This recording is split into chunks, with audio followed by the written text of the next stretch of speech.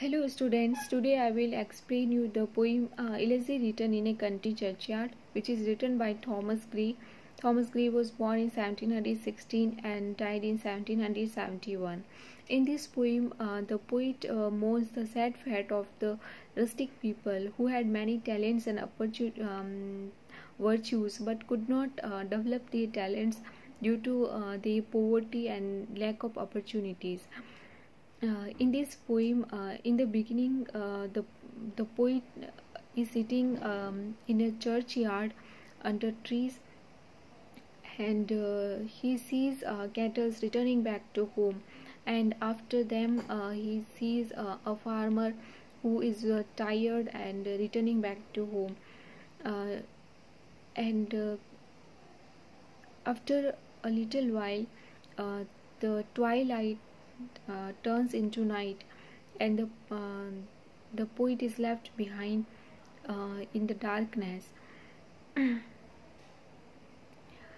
Here, he sees the elm trees and yew trees under which there are mounds of soil, which are graves of the rustic people. in the in the night, there is calmness and quietness all around. The only sound which the poet hears is the sound of the beetle, which circles round and round, and another sound which he hears is the sound of the tinkling uh, tinkling sound of the bells which are tied round the necks of the cattle, who move their necks uh, in their drowsiness. And other sound which he hears is the sound of the hooting of the owl. Owl lives in a ivy covered tower, and in the background there is the moon, and it appears as if the owl is complaining to the moon for encroaching his sovereignty, or his empire, which is the empire of soil. It is believed that owl lives in the places where there is solitude, and he lives in desolate places. In the shade of the trees, and the poet sees the graves of the rustic people, and this sight makes him meditative, and he thinks over the uh, lives of the rustic people. He imagines that these people, before dying, he becomes contemplative, and he thinks that uh, these people have died, and their bodies have turned into soil, and now nothing can bring them back to life.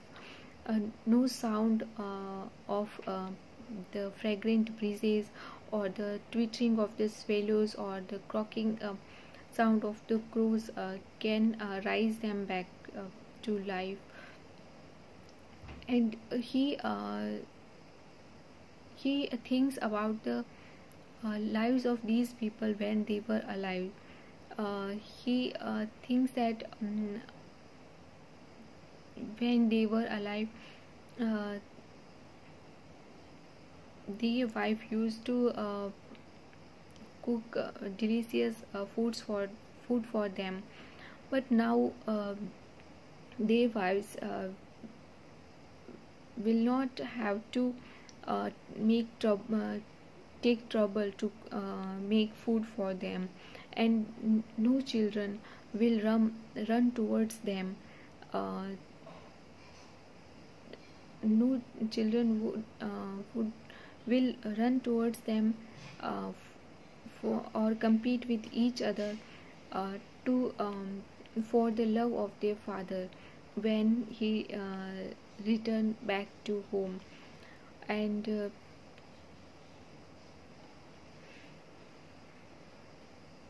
the poet uh, thinks that these people might have had many talent talents, such as in the ocean there are many gems, but uh, we we can't reach to them, so they remain wasted. In the same way, these people had many talents, but um, uh, due to the lack of uh, opportunities, their talents remain obscured and undeveloped. Just as the flowers which bloom in the desert or areas or in the wild places where no one goes, so these flowers um, these flowers fade away uh, without being seen, and no one can enjoy their fragrance and their beauty.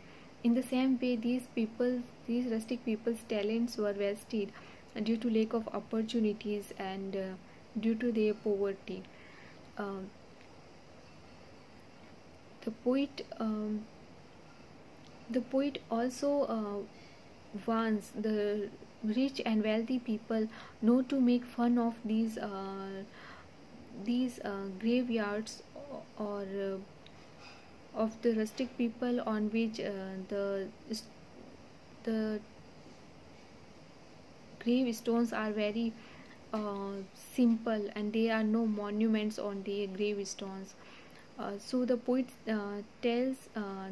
warns the rich and prosperous people not to make fun of these simple rustics. Uh, he tells that whether a person is rich or poor, death levels them. Death makes an equality, because whether a person is rich or poor, he ultimately dies. So no one can escape the hand of the death. So there is no need to make show of one's wealth and uh, power and uh, fame.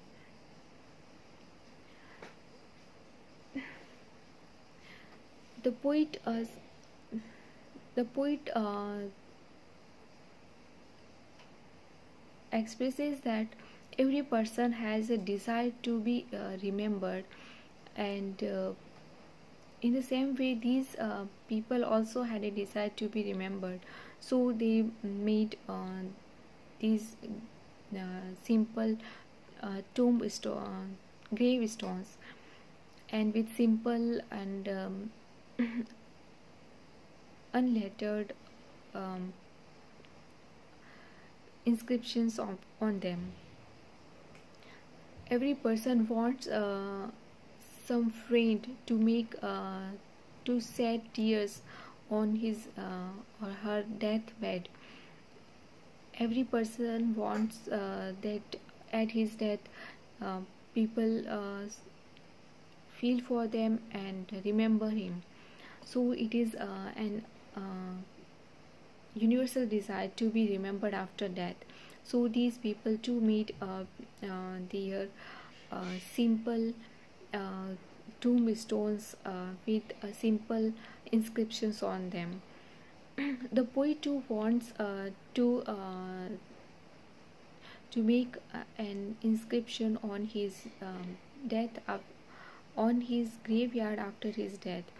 So he writes an epitaph in which he expresses that he wants that uh, after his death, a person who passes by his graveyard should stop and uh, read on the epitaph written over his graveyard and think about him. The poet says that after his death, people should remember him in the he thinks that after his death, people should remember him uh, in in uh, in such a way that people should remember him like uh, the poet was a person who used to go to morning walk daily, and he used to sleep under the uh, trees, beach trees, and who used to had expression on his face according to his thoughts, um, and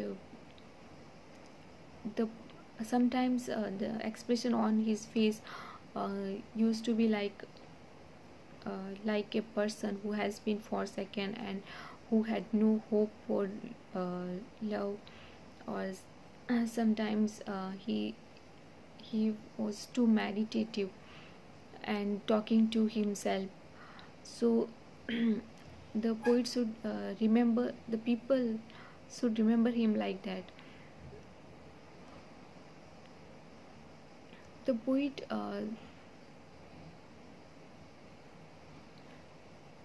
thus the poet wants that people should remember him like a simple person who was devoted to nature and devoted to his philosophical thoughts. um, Thus, this poem was written after the death of his friend Richard West, and his friend's death inspired in him philosophical thought. And in this poem, he is not mourning the sad of a particular person, but the sad of fate of the uh, uh, universal or general common people, uh, whose talents and virtues had remained unknown, just like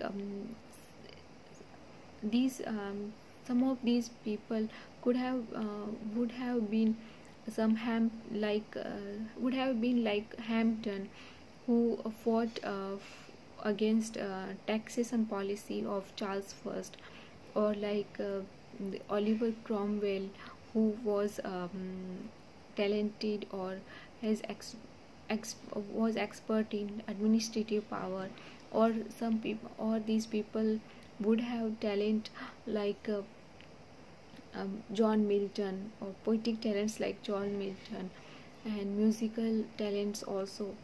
So the poet says that these people might have had many talents, but they could not uh, develop, and uh, they could not develop their talents due to their poverty and their lack of opportunities.